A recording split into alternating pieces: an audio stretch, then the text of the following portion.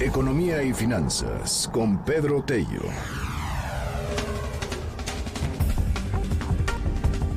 Desde hace mucho tiempo, Pedro Tello lo ha dicho en este espacio. A ver, hay lana, ojalá hubiera lana para todo, pero pues hay lana limitada, como siempre. Entonces tú tienes que decidir qué quieres. ¿Quieres una refinería, por ejemplo? ¿O quieres meterle a educación? ¿O quieres meterle a salud? Y Pedro Tello, desde hace un buen tiempo, nos viene diciendo, a ver, lo que está en una urgencia en este país, lo que está realmente deshaciéndose y puede tener consecuencias a corto plazo muy graves, es el sistema de salud. Ayer renuncia el director del IMSS, Germán Martínez, y ante esta renuncia pues vienen reacciones muy importantes en torno pues al tema económico y a la pues grieta y confrontación que tienen algunas personas con la manera como está llevando el presidente de la República y su Secretaría de Hacienda las finanzas de este país. Pedro Tello, el IMSS en terapia intensiva. Me da muchísimo gusto saludarte. ¿Cómo estás? Luis, qué gusto saludarte a ti también, lo mismo que a quienes siguen este espacio noticioso. Pues sí, finalmente la bomba del sector salud terminó por estallar. Y uno tendría que preguntarse lo siguiente, a ver, ¿es compatible la austeridad que tiene que aplicar un gobierno que ha recibido finanzas muy endebles de la administración pasada con la atención a las obligaciones que impone la Constitución al Estado en materia de salud y de educación, por mencionar solamente dos de las obligaciones que tiene el Estado mexicano? La respuesta es sí, es compatible la austeridad siempre y cuando se aplique donde debe para eliminar grasa sin afectar el músculo. Es indispensable la austeridad siempre y cuando se aplique contra privilegios innecesarios, como los famosos seguros de gastos médicos, como los celulares de lujo, como los automóviles de lujo, en fin, como todos estos gastos que eliminó la presente administración, que le fueron heredados justamente por la administración de Enrique Peña Nieto. ¿Es justificable la austeridad? Sí y solo sí, cuando se compromete con la atención de servicios tan indispensables y particularmente para quienes menos tienen, como son los servicios de salud.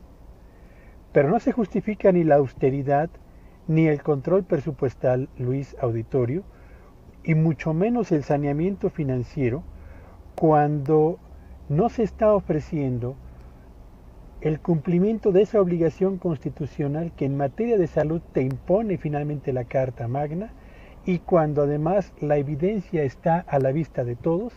Tienes problemas en infraestructura médica para análisis clínicos, tienes problemas en número de camas por cada 1,000 habitantes, tienes un déficit importante en número de médicos y de enfermeras por cada 1,000 habitantes, cuando tienes filas de gente esperando ser recibidos por el médico en atención de primer nivel, cuando tienen que transcurrir semanas y meses antes de que te reciba el especialista, luego de haber sido remitido por el médico familiar, cuando simple y sencillamente una operación, una intervención quirúrgica se programa para dentro de semanas o meses.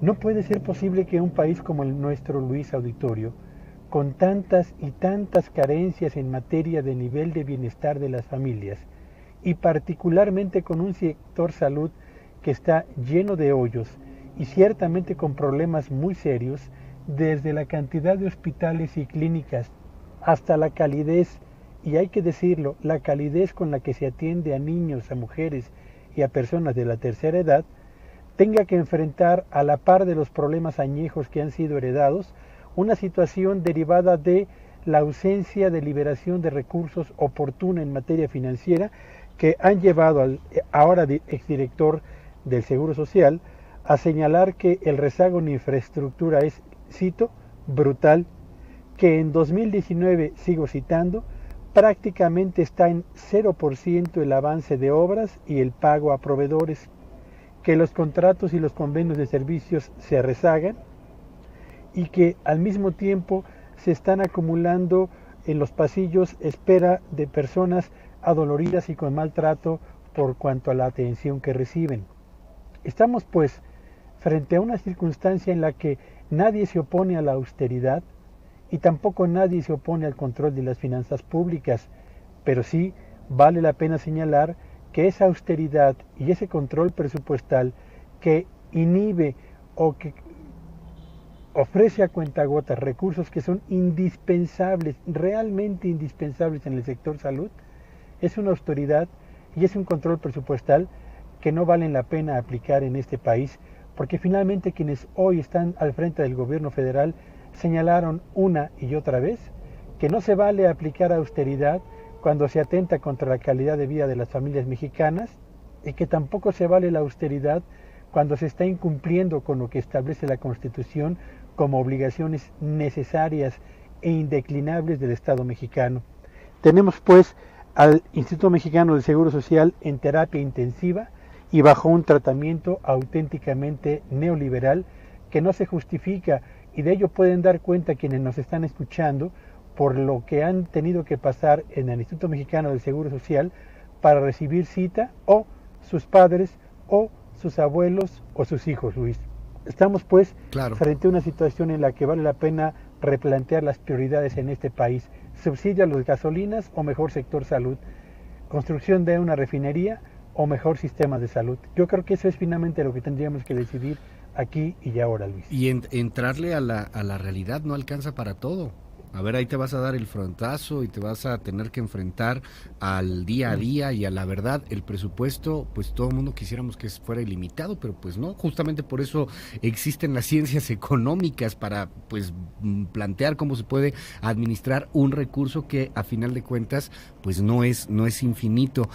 Se van juntando muchas quejas, Pedro. Por ejemplo, la Federación de Sindicatos de Trabajadores al Servicio del Estado pues también está criticando la injerencia de Hacienda en lo que ya llaman ellos una actitud dictatorial.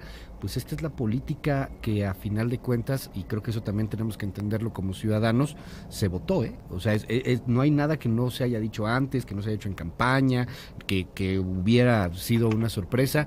La idea era ahorrar, tener un Estado cada vez con el cinturón más y más apretado, y esto, pues ya lo habían dicho analistas desde antes, podía tener consecuencias pues directamente a los servicios que se ofrecen a la ciudadanía, en este caso el servicio de salud. ¿Hasta dónde llegas, Pedro? O sea, si sigues cerrando, si sigues recortando, sigues con esta política de ultra austeridad, pues vas a llegar a qué escenario, a colapsarlo. ¿Qué ahora sí que qué es lo que verías en un futuro relativamente próximo?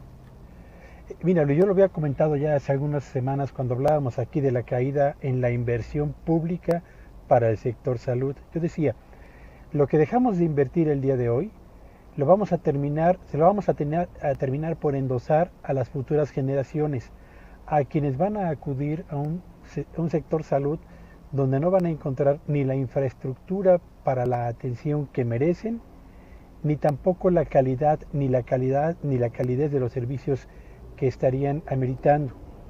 ¿Hasta dónde nos va a llevar esta austeridad, Luis? Bueno, pues yo francamente esperaría que haya un cambio en lo inmediato por cuanto a la liberación de recursos para el sector salud, lo mismo que para el sector educativo, no porque se trate finalmente de solapar corrupciones previas, no, sino porque se trata de servicios en donde es absolutamente indispensable mantener y ampliar la infraestructura disponible, donde un peso que no se gasta oportunamente, Luis, y lo subrayo, un peso que no se gasta oportunamente, no un peso que se gasta de más, un peso que no se gasta oportunamente termina por afectarle la vida y la salud a una persona por lo menos. Y cuando hablamos de un sector como el sector salud, Luis, con tantas cosas acumuladas y perfectamente enlistadas, yo creo que el control presupuestal y la austeridad sin matices no se justifican. Pedro Tello, te mando un gran abrazo. Te seguimos en tus redes, Pedro. Me encuentran en @Petello Villagrán. Buenos días a todos. Gracias, Pedro. Muy buenos días.